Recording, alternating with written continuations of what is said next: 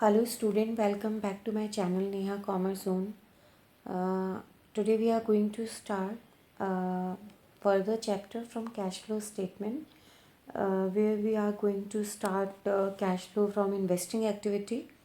First of all, we will discuss the proper format of investing activities in this video, and then after we will do some accounts related to this activity and do some important questions also for the exam point of view, right?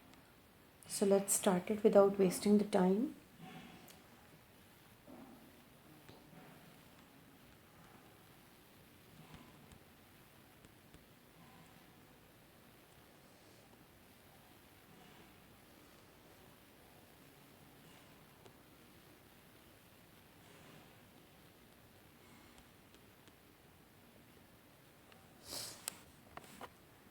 Investing activities मतलब जब हम कभी long term assets या फिर दूसरे investments को exquisite करते हैं यानी परचेज़ करते हैं, लाते हैं या फिर डिस्पोज करते हैं, सेल करते हैं और वो कैश इक्विवेलेंट में इंक्लूड नहीं होता, इस तरह की एक्टिविटीज़ को इन्वेस्टिंग एक्टिविटीज़ में कंसिडर किया जाता है।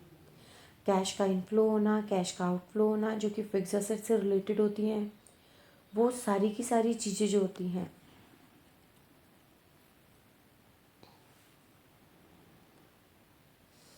और उसके अलावा ये सारी चीज़ें होती हैं। उसके अलावा shares, debt instruments, other enterprises के advances and loan to the third parties and their also repayment are also classified और shown under the investing activities in the cash flow statement. Okay, so let's start at the format.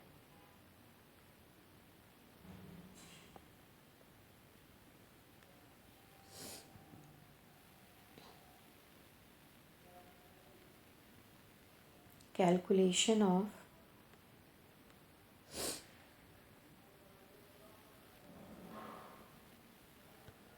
cash flow from investing activities.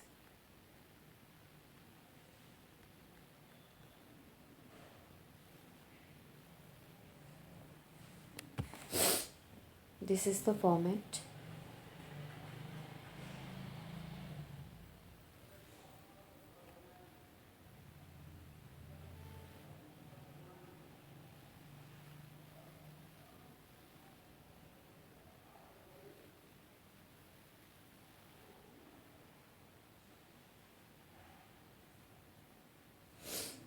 This is particulars and this is amount.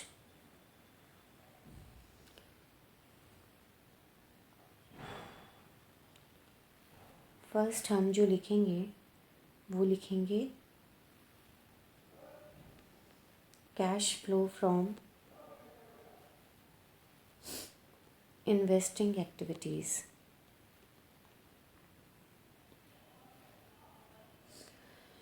जिसके अंदर हमें अगर हम sale करते हैं proceeds from sale of tangible and intangible assets, यानी कि हमने टेंजिबल एसेट्स या इंटेंजिबल एसेट्स को सेल किया, सेल से जो हमें पैसा मिला वो हमारे लिए कैश इनफ्लो होगा इन्वेस्टिंग एक्टिविटी में। Next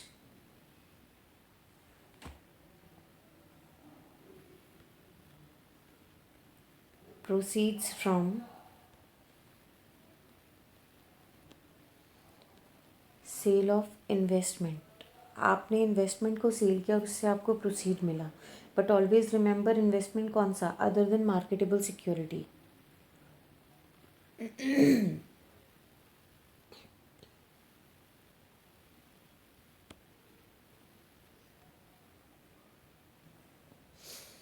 after that loan and advances,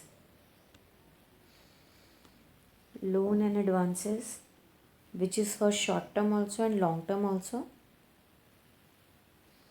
short term or long term,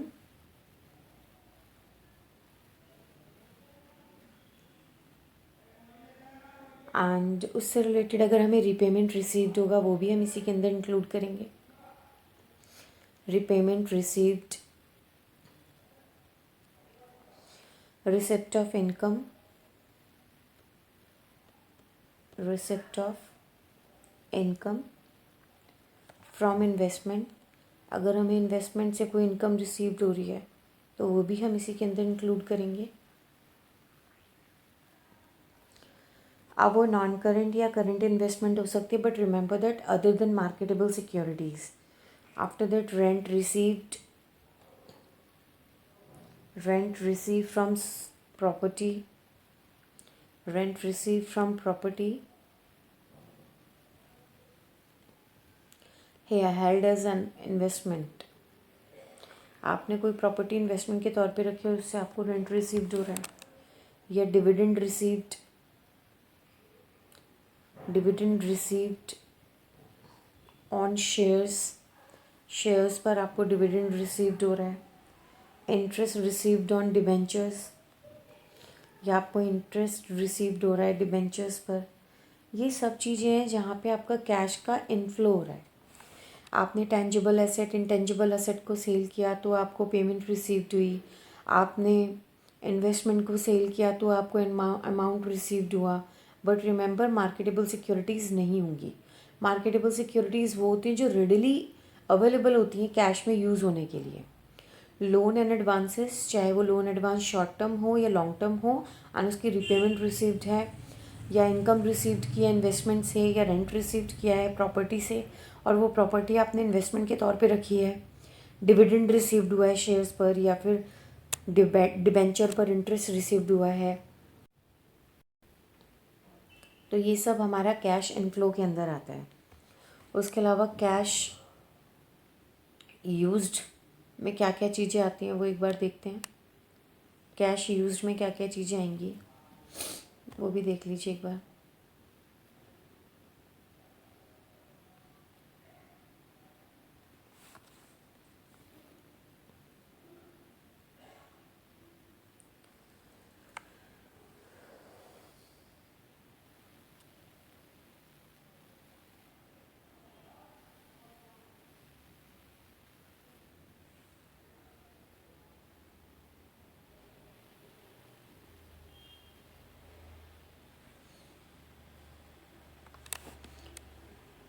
B में cash used in investing activities. इसके अंदर अगर आप कोई पेमेंट कर रहे हैं, payment for purchase, payment for purchase of tangible और इंटेंजिबल, टेंजिबल और इंटेंजिबल फिक्स एसेट. अभी यहाँ पे क्या हुआ, आपने वहाँ पे सेल किया था तो इनफ्लो हुआ था तो आपने प्लस किया था. अभी आउटफ्लो हो रहा है, रीज़न बीइंग कि आपने वही टेंजिबल या इंटेंजिबल फिक्स एसेट्स को परचेज़ किया तो आपके पास से कैश किया तो वो क्या होगा, माइनस में यूज्ड हो रहा है cash. Then payment for purchase of investment, payment for purchase of investment.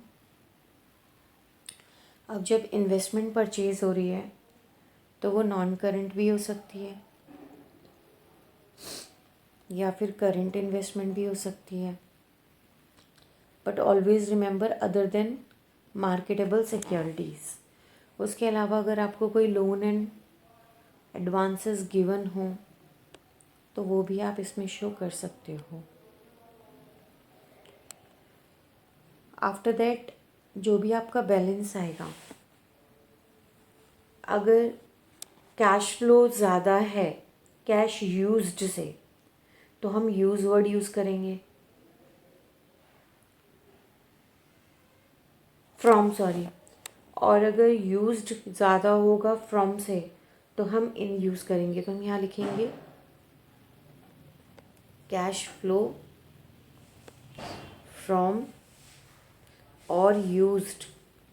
either we will use from or either we will use used in investing activities. In investing activities, cash flow जब होगा जब हमारा inflow ज़्यादा होगा, outflow कम होगा investing activity में। और used कब होगा? जब हमारा यूज्ड पोर्शन ज़्यादा होगा और फ्रॉम पोर्शन कम होगा, राइट? तो हम इसको यूज़ करेंगे। Now somewhere somehow we have some missing values of fixed assets also. So for missing values we have to determine. So for that we have to prepare fixed assets account, right, at WDV, where in balancing figure we have to determine sale, purchase, gain on sale of particular fixed asset, or loss on sale of particular fixed asset, or depreciation. For this we have to follow a particular format on that. So let's start it.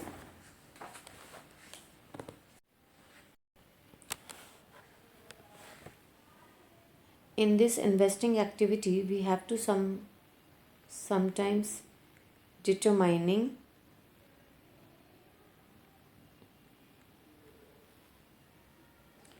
missing values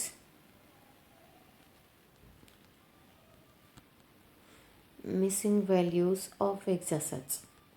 और missing values में हम क्या क्या चीज़ें calculate कर सकते हैं? Gain और loss on sale of fixed assets, या फिर हम कर सकते हैं डेप्रीशिएशन, या हम कर सकते हैं परचेज ऑफ फिक्स्ड असेट्स, या हम कर सकते हैं सेल ऑफ फिक्स्ड असेट्स। ये सब चीज़ें हम कर सकते हैं। उसके लिए हमें फिक्स्ड असेट अकाउंट को बनाना पड़ता है।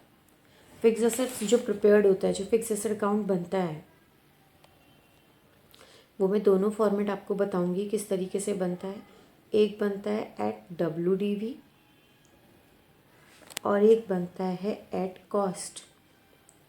WDV में फिक्स्ड असेट का सिर्फ एक ही अकाउंट बनता है, और एट कॉस्ट में फिक्स्ड असेट्स और अक्यूमुलेटेड डेप्रिसिएशन 2 अकाउंट बनते हैं। So let's start it. We have to follow this particular account. तो सबसे पहले हम WDV के बेसिस पे फिक्स्ड असेट अकाउंट बनाने जा रहे हैं, तो उसको ज़रा आपने ध्यान से देखना है, राइट?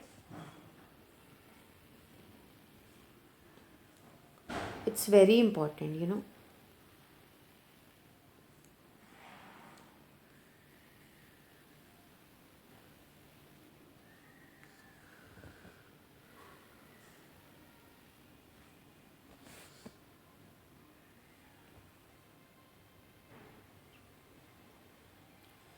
तो यहाँ हम लिखेंगे फिक्स्ड असेट्स अकाउंट।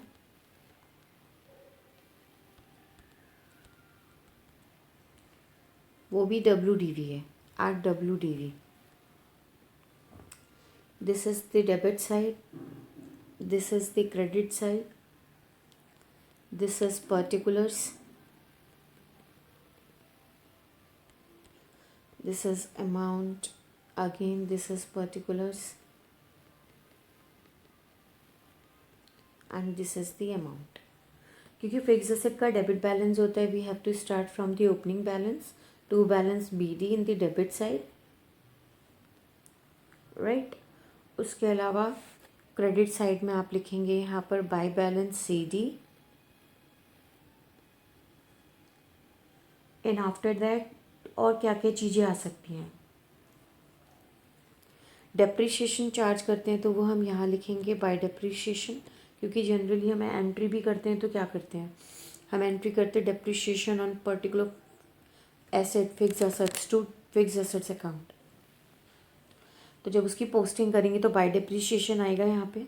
जब जो जो हमारी वैल्यू को बढ़ाएगा हमारी फिक्स्ड असेट्स के, वो डेबिट में, राइट? तो डेप्रिशिएशन यहाँ पर आएगा, या हमने कोई मशीनरी को सेल किया तो बैंक अकाउंट यहाँ पर आएगा, जो कि सेल है हमारे लिए। सेल की एंट्री होती है, हमें अमाउंट रिसीव्ड होता है तो बैंक को हम डेबिट करते हैं एंड क्रेडिट करते हैं फिक्स्ड असेट्स को। तो उसकी पोस्टिंग आ गई यहाँ पे। यदि हमने कोई मशीन सेल की एंड सेल के दौरान हमें लॉस हो गया, तो by loss on sale of fixed assets account, by loss on sale of fixed assets account भी हम लिख सकते हैं, जो कि पीएनएल स्टेटमेंट ऑफ पीएनएल के थ्रू शो करेंगे, प्रॉफिट एंड लॉस। उसके अलावा यदि सेल के दौरान लॉस की जगह अगर गेन हो गया तो वो इधर आएगा, टू गेन और profit on sale of fixed asset account and to bank account यदि परचेजेस है तो वो यहाँ पर आ जाएगा बैलेंसिंग फिगर। इस तरीके से आपका अकाउंट ये बनेगा, राइट। तो दो साइड्स अपीयर होंगे। जनरली फिक्स्ड एसेट्स जो होता है वो बैलेंसिंग अमाउंट होता है डेबिट साइड में इस अकाउंट के, और डेप्रिसिएशन या सेल फिक्स्ड एसेट्स की क्रेडिट साइड में होती है, ठीक है। और हम जानते हैं कि जो भी हमारा यहाँ पे सेल हुआ है ये क्या है, ये इनफ्लो है इन्वेस्टिंग एक्टिविटी के लिए, तो ये प्लस में जाएगा। और जब हम परचेज़ करते हैं तो परचेज़ क्या है हमारे लिए, आउटफ्लो है, तो हम इसे इन्वेस्टिंग एक्टिविटी में माइनस करते हैं। और अगर आपको इन्फॉर्मेशन डेप्रिसिएशन से रिलेटेड भी गिवन है अगर, तो जनरली वो क्वेश्चन में गिवन होगा, स्टूडेंट को रिक्वायर्ड होगा कि वो डिटरमाइन करे कि सेल कितनी है एसेट की या परचेज़ कितनी है। और अगर बोथ सेल डेप्रिसिएशन गिवन नहीं है तो हमें अज्यूम करना पड़ेगा चाहे सेल या डेप्रिसिएशन, अजम्पशंस लेके।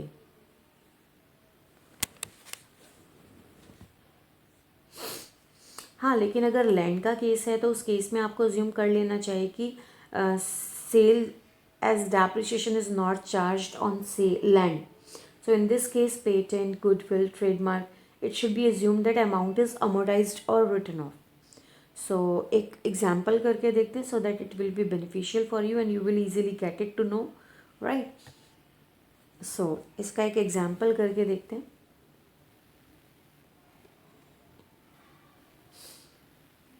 Global limited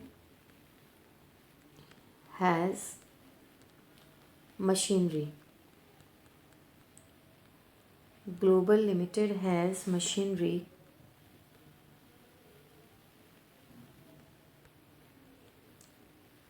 written down value of which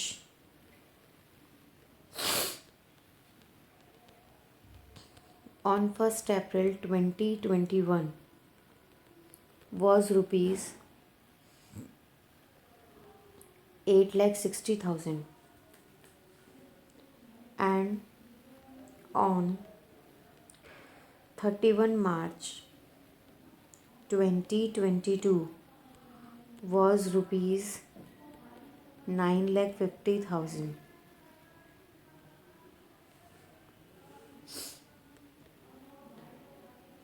Depreciation for the year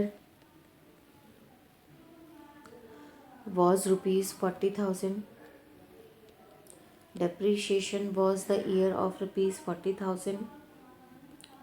In the beginning of the year, in the beginning of the year,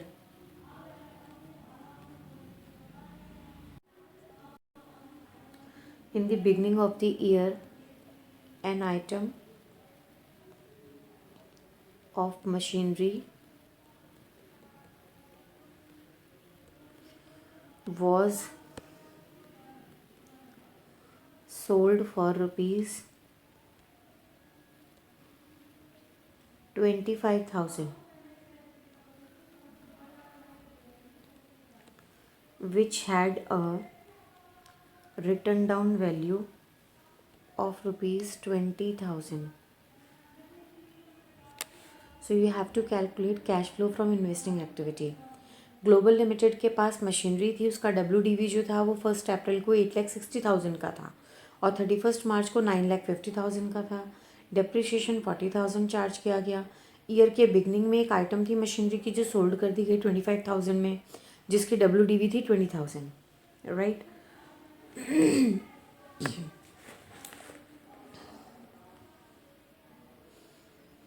जिस मशीन की वैल्यू 20,000 की है और उसको 25,000 में सोल्ड कर दिया गया, तो पहली चीज़ तो यहाँ पे 5,000 का प्रॉफिट ही हो गया हमारा।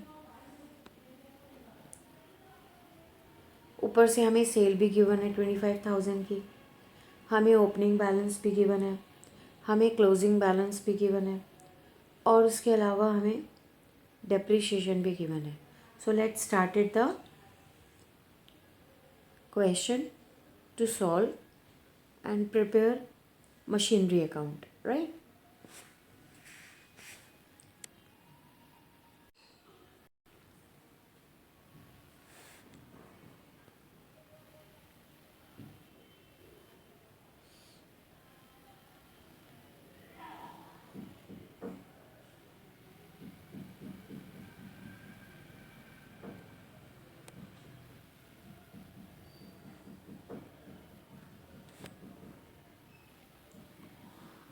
Machinery account, this is the debit side and this is the credit side, and this is the working note part. Actually this is the working note part.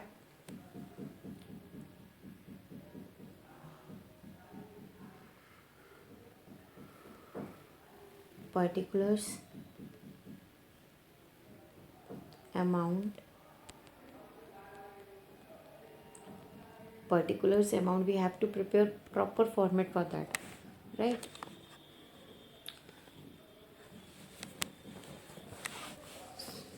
So हमें ओपनिंग बैलेंस जो given था as per the question, that is 8,60,000. जो हमें closing balance था by balance CD which is 9,50,000. हमें depreciation given था that is 40,000.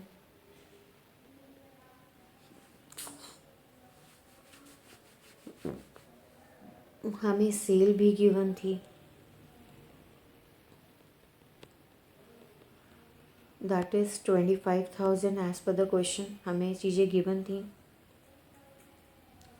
मैंने gain भी बता दिया था जिसकी वैल्यू 30,000 की थी, 20,000 की सॉरी, उसको आपने 25,000 में बेच दिया था तो 5,000 का प्रॉफिट हो गया. तो to gain profit on sale of machine, that is 5,000. 5,000 का प्रॉफिट हो गया. Now we have to tally. अगर हम टैली करें तो और तो कुछ बचा नहीं. क्रेडिट साइड का टोटल किया तो दैट बिकम्स 10,15,000 और इसका जब टोटल किया तो शॉर्ट पड़ रहा है 1,50,000 से. तो यहाँ पर भी हम 10,15,000 ही लिखेंगे और यहाँ पर हमारा बैंक बैलेंसिंग फिगर होगा दैट इज़ परचेज और वो आएगा हमारा 1,50,000. 1,50,000 कैसे आया? आपको 10,15,000 में से डेबिट साइड के सारे अमाउंट को माइनस करना है. 8,60,000 and minus 5,000, then we will get 1,50,000 as a purchase, right?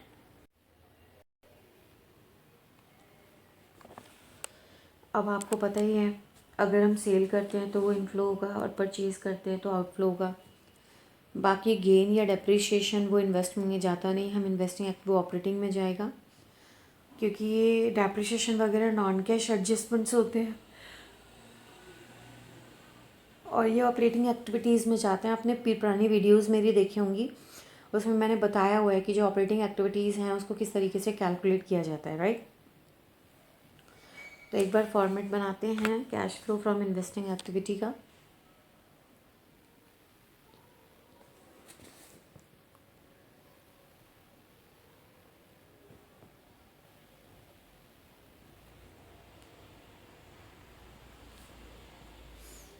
Solution वो वर्किंग नोट था. This is the solution. Cash flow from investing activities,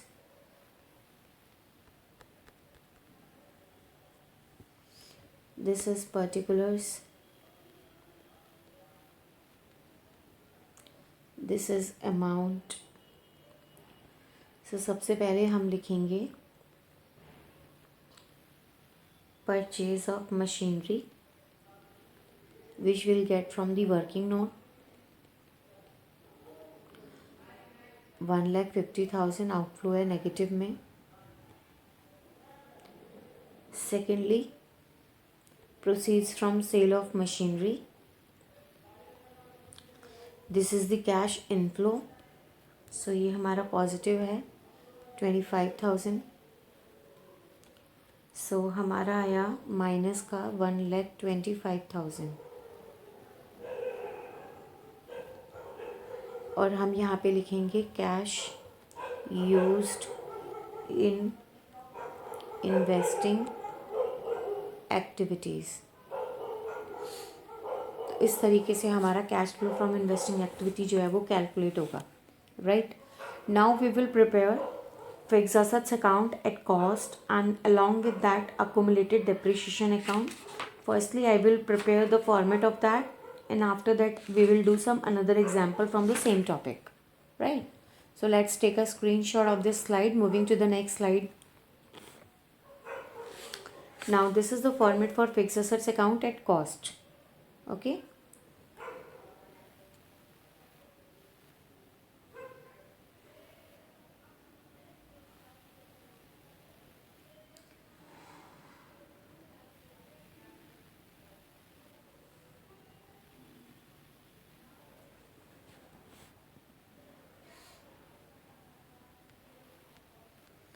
fixed assets account at cost. This is particulars. Bar bar repeatedly हम कर रहे हैं, आपको format तो याद हो ही क्या होगा. particulars and then amount. This is the debit side and this is the credit side. As we know, first of all we have to transfer the opening balance, and here this last the closing balance. Opening balance, closing balance, right? Here we will write sale by bank. Then we will do accumulated depreciation. Accumulated depreciation account is from the, we are maintaining accumulated depreciation account on fixed assets sold. Accumulated depreciation on fixed assets sold मतलब अभी हम एक accumulated depreciation account भी बनाते हैं. उसका जो depreciation during the year charged होता है वो हम यहाँ पे शो करेंगे. उसके अलावा यहाँ पर हम लिखेंगे by loss on sale of fixed assets, वो भी सिंपली यहीं पर जाएगा. एंड यहाँ पर हम लिखते हैं to gain on loss, sorry gain और profit on sale of fixed assets account. उसके अलावा परचेज अकाउंट, और इस तरीके से हमारा ये अकाउंट जो है वो टैली हो जाएगा.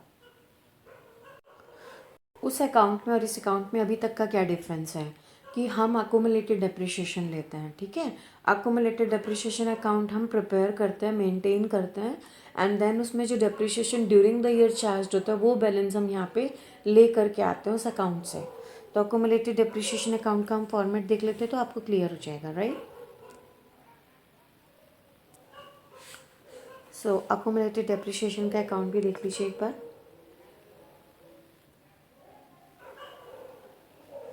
accumulated depreciation account.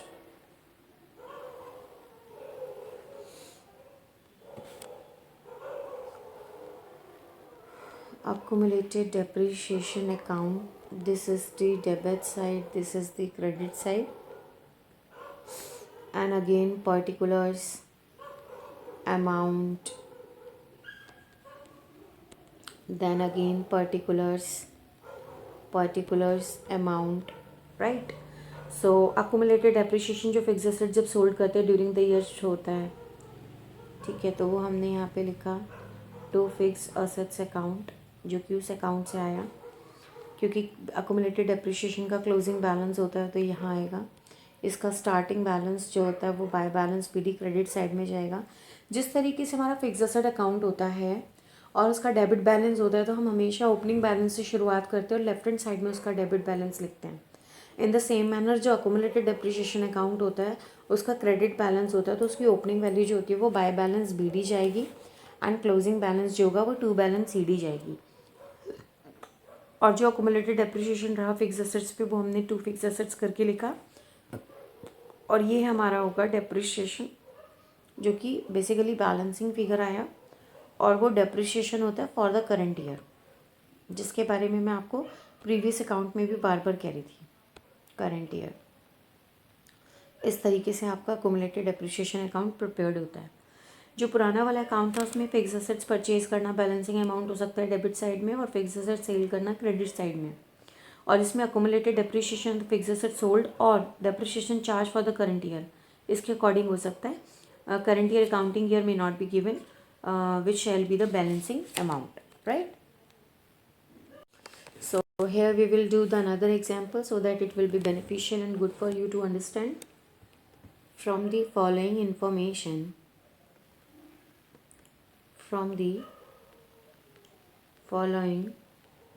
information, calculate cash flow from investing activities.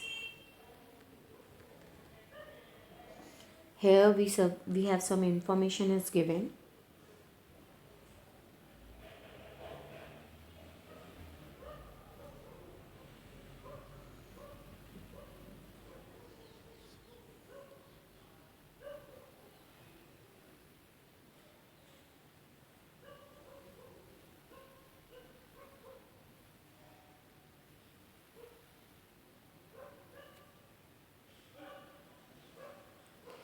And some additional information is given.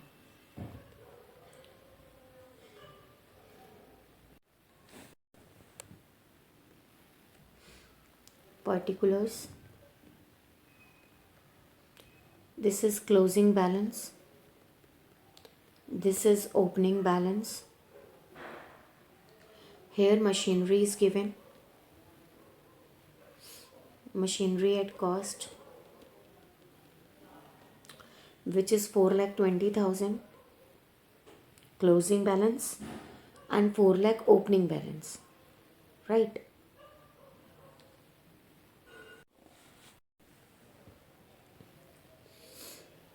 Accumulated depreciation is also given. 1,10,000 is the closing balance and 1 lakh is the opening balance. 1 lakh is the opening balance. Now patent is also given. Patents 1,60,000 is the closing balance is given and 2,80,000 is the opening balance is given, right? In additional information we have 2 points here. First, during the year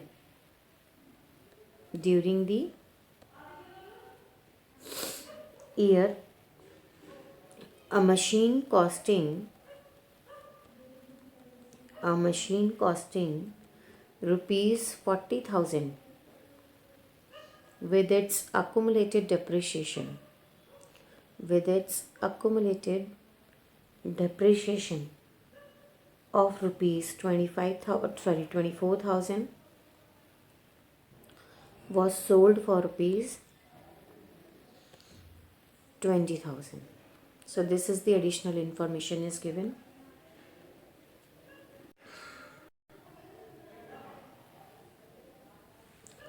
Second, patents written off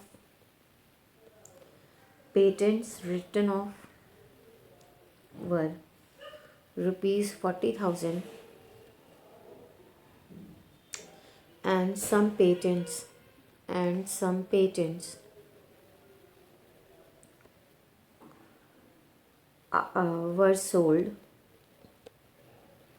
were sold at a profit of rupees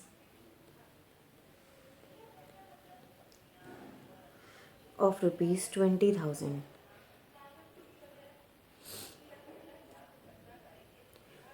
तो basically ये हमारा पूरा एक question given है जिसमें आपको information given है, आपको कैलकुलेट करना है cash flow from investing activity, आपको मशीनरी एट कॉस्ट गिवन है। इसका मतलब आपको अक्यूमुलेटेड डेप्रिसिएशन अकाउंट भी प्रिपेयर करना है, मशीनरी अकाउंट भी प्रिपेयर करना है।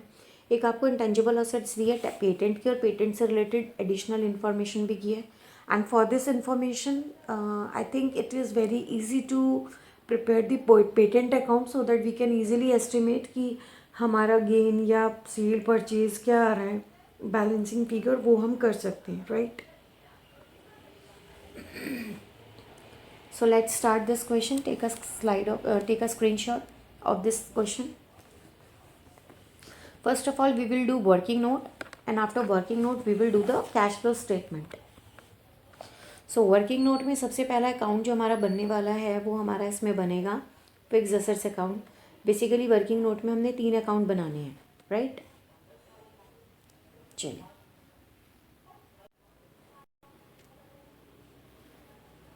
so now we will preparing machinery account.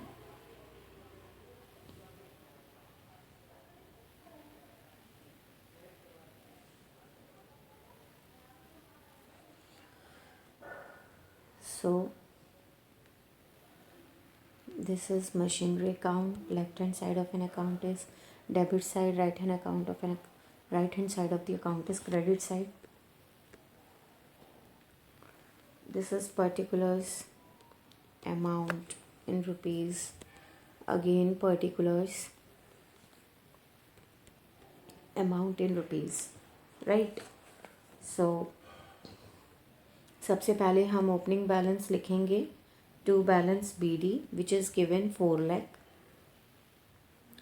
We have credit balance also by balance CD which is given 4,20,000 as per the information given in the question, right. And after that question में हमें depreciation given था, adjustment में first point जो था वो था 24,000, तो वो हमने यहाँ पे लिख दिया। अभी हमने डेप्रिसिएशन ड्यूरिंग द चार्ज कितना है वो हम कैलकुलेट करेंगे अगर होगा तो, नहीं तो अदरवाइज़ फिर वो गेन या सेल के टाइम पे गेन या फिर लॉस आ सकता है, परचेज आ सकता है। Let's see what will be the balancing figure. And after that depreciation के बाद we have given the sale value also by sale, sorry it's bank, by bank account जो कि हमारा सेल है, और वो हमें गिवन था सेल 20,000, राइट। तो 24,000 depreciation is given in the credit side, sale is given 20,000 the credit side, and closing balance. In the left hand side we have to calculate the balance profit or loss. As you can see 40,000 का machine थी, 40,000 की machine में उस पर accumulated depreciation लगा 24,000 का, तो वो वैल्यू कितने की बची, 16,000 की। एंड 16,000 की चीज़ को आपने सोल्ड कर दिया 20,000 में। So here is the profit of ₹4,000। So we will write to gain bracket में profit on sale of fixed assets, I mean machinery, that is 4,000. How we get the 4,000? 40,000 is the cost, 24,000 depreciation has been charged, WDV value would be 16, and when we are selling 16,000 की चीज़ को हमने 20,000 में sell out किया तो हमें 4,000 का क्या हो गया, प्रॉफिट हो गया। सो अब हम दोनों साइड टैली करेंगे। हमारा क्रेडिट साइड का टोटल आ रहा है 4,64,000, बट इतना हमारा डेबिट का नहीं आ रहा, डेबिट का हमारा कम है क्योंकि वहाँ पे सिर्फ 4 लाख और 4,000 ही गिवन है। तो यहाँ 4,64,000 है, वहाँ 4,04,000 है, तो बैलेंसिंग फिगर कितना आया, 60,000। तो यहाँ पर वो क्या होगा, परचेज़ होगा जो कि बैलेंसिंग फिगर होगा। परचेज़ हमारा कैश यूज्ड है इन्वेस्टिंग के पॉइंट ऑफ व्यू से, ये इन आउटफ्लो है माइनस में जाएगा, और सेल जो है वो हमारा इनफ्लो है तो वो हमारा प्लस में जाएगा, right. And after that we are preparing the next account in working note. Working note में सेकेंड अकाउंट हमारा बनेगा accumulated depreciation account. So let's prepare second account, that is accumulated depreciation account, right?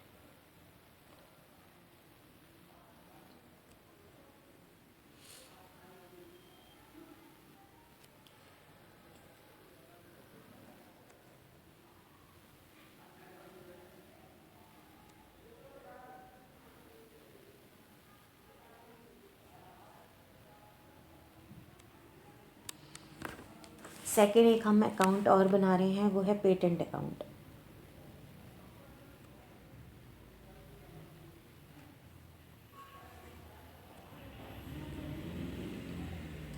तो दो account जो हैं वो हमारे बनने वाले हैं. एक हमारा बनेगा accumulated depreciation account, right.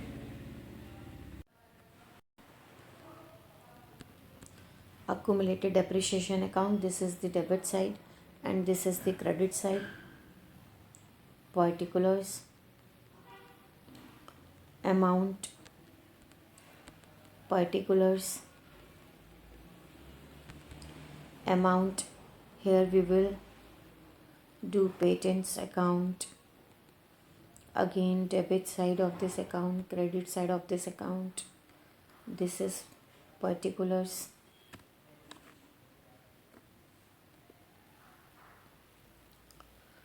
Particulars, amount, particulars, amount. Accumulated depreciation में हमें जो ओपनिंग बैलेंस गिवन था वो था 1 लाख. तो हम यहाँ पर लिखेंगे by balance B D, that is 1 lakh. फिर हम यहाँ पर लिखेंगे balance C D, that is 2 lakh, sorry 1,10,000, 1,10,000.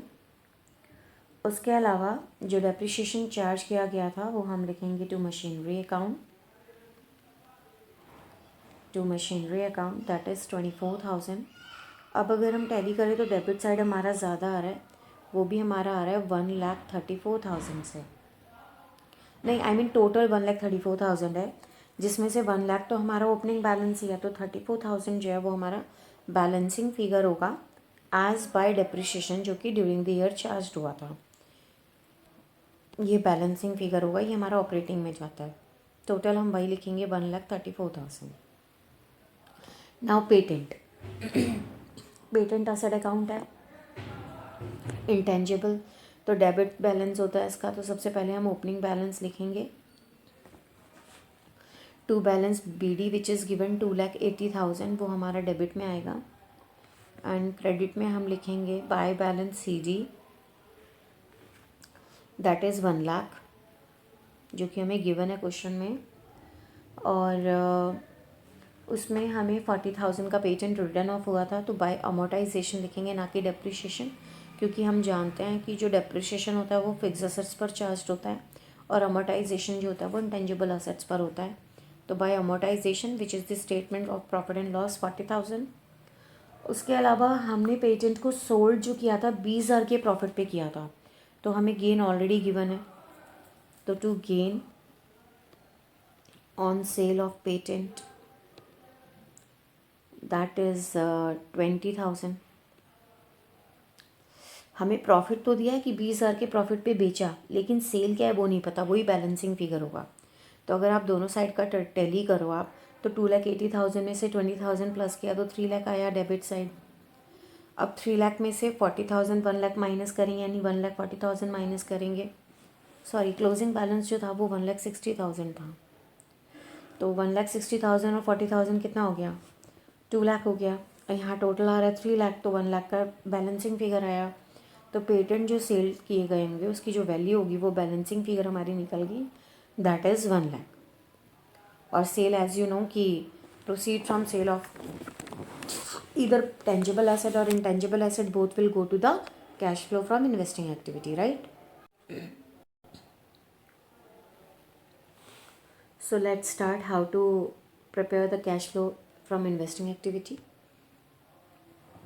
this is the solution of the main part of the solution from this question.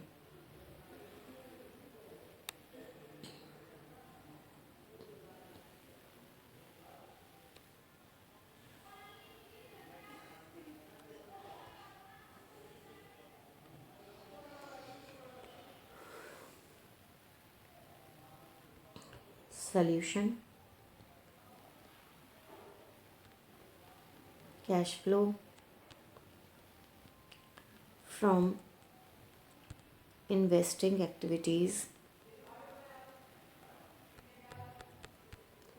Again, this is particulars and this is the amount. तो सबसे पहले हमें machinery हमने बेची थी, proceeds from sale of machinery.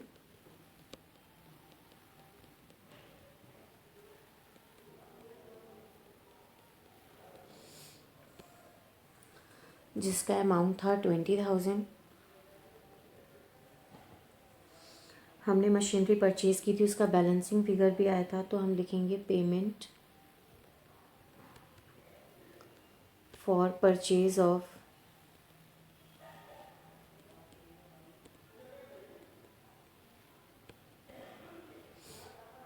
Working note 1, जो कि 60,000 था, वो माइनस में लिखा हमने। हमने प्रोसीड किया था पेटेंट, हमारा जो बैलेंसिंग फिगर आया था, proceeds from sale of patent, हमारा वर्किंग नोट 3 था वो, क्योंकि वर्किंग नोट 2 तो हमारा कुमुलेटेड डेप्रिसिएशन अकाउंट प्रिपेयर्ड हुआ था, तो वो आया था हमारा 1 लाख। तो अब हमने 1 लाख हमारा प्लस का है, 1 लाख और 20,000 हमारा प्लस का, तो प्लस का 1,20,000 और 60,000 माइनस का, तो हमारा 60,000 आंसर आ गया cash flow from investing activity. Cash flow from investing activities. Let's suppose कि अगर हमारा यहाँ पे नेगेटिव में आंसर आता तो हम यहाँ पे फ्लो की जगह फ्लो फ्रॉम की जगह यूज्ड इन लिखते हैं, राइट। तो देखो, सिर्फ इस छोटे से cash flow from investment activities में कैलकुलेट करने के लिए इस फॉर्मेट को हमें 3 अकाउंट बनाने पड़े। फिक्स असेट्स अकाउंट बनाना पड़ा, डेप्रिसिएशन अकाउंट बनाना पड़ा, पेटेंट अकाउंट बनाना पड़ा। तो जब हम फुल फ्लैज क्वेश्चंस करते हैं तो उसमें हमें ऑपरेटिंग एक्टिविटी भी कैलकुलेट करनी होती है और फिर इन्वेस्टिंग एक्टिविटी भी कैलकुलेट करनी होती है। एक और एक्टिविटी होती है फाइनेंसिंग एक्टिविटी, जो मैं आगे आने वाली वीडियोस में आपको फॉर्मेट और उससे रिलेटेड आपको क्वेश्चन कराऊंगी। फिर उन तीनों का सम अप एक स्टेटमेंट में जाता है, वो ही पूरा cash flow from investing cash flow statement होता है। लेकिन अभी जो भी वीडियोस आ रही हैं वो इंडिविजुअल आ रही हैं, जहाँ पर प्रीवियस जो वीडियोस थी मेरी 2 पार्ट, वो ऑपरेटिंग एक्टिविटीज़ से रिलेटेड थे, जहाँ आपको पूरा full flash format plus operating activity में भी 3 चीज़ें थी। नेट प्रॉफिट अगर आफ्टर टैक्स एक्स्ट्राऑर्डिनरी आइटम है तो हमें उसे बिफोर पे लेके आना है, राइट। फिर बिफोर लाने के बाद नॉन कैश हमारे पास आइटम्स हैं, non cash expenses, non cash income, उनको एडजस्ट करना है। तो हमारा ऑपरेटिंग प्रॉफिट आता था बिफोर वर्किंग कैपिटल चेंजेस। फिर हमें वर्किंग कैपिटल में जो चेंजेस होते थे वो हमें करने होते थे। उसके बाद जो हमारा अमाउंट आता था उसमें से हम इनकम टैक्स पेड माइनस करते थे, तब हमारा नेट कैश फ्लो आता था ऑपरेटिंग एक्टिविटी से। फिर हम इन्वेस्टिंग एक्टिविटी करते हैं। जब हम ऑपरेटिंग को 3 पार्ट में बांट करके तब निकालते, तो यहाँ पर हमें इस तरह के एडजस्टमेंट, तो इन्वेस्टिंग में हमें कोई पार्ट तो नहीं करना, लेकिन हाँ, अगर हमें पर्टिकुलर एसेट से रिलेटेड, चाहे वो टेंजिबल एसेट है या इनटेंजिबल एसेट है, तो हमें अकाउंट बनाना पड़ता है उसको कैलकुलेट करने के लिए, ताकि पता लग सके कि मे बी डेप्रिसिएशन निकलेगा, सेल निकलेगी, परचेज़ निकलेगी, गेन या प्रॉफिट निकलेगा फिक्स एसेट्स को बेच के, या फिर लॉस निकलेगा प्रॉफिट एसेट्स को बेच के। तो हमें ये अकाउंट बनाने पड़ते हैं। इन अकाउंट को वर्किंग नोट में दिखाएंगे और मेन आंसर का पार्ट हमारा ये स्टेटमेंट ही होगा, राइट, जिसको हम इसके अंदर शो करेंगे। तो अभी मैंने आपको सिर्फ इस वीडियो में इन्वेस्टिंग एक्टिविटी का फॉर्मेट और plus at cost, at WDV accounts कैसे बनाए जाते हैं वो, और उनसे रिलेटेड एक एक एग्जाम्पल कराए हैं। मेरी आगे आने वाली जो वीडियो होगी उसमें मैं आपको फर्दर क्वेश्चंस कराऊंगी इसी इन्वेस्टिंग एक्टिविटी से रिलेटेड। आई होप आपको ये वीडियो इजी लगी होगी, पसंद आई होगी, समझ आएगी। तो अगर मेरी वीडियो अच्छी लगी तो इसे लाइक करें, शेयर करें, सब्सक्राइब करें, बेल आइकन को प्रेस करें ताकि मेरी आगे आने वाली वीडियोस भी आपको मिलती रहें। प्रीवियस वीडियोस ज़रूर देखिएगा, तभी आपको इजीली समझ में आएगा। ठीक है, थैंक यू बेटा, थैंक यू सो मच।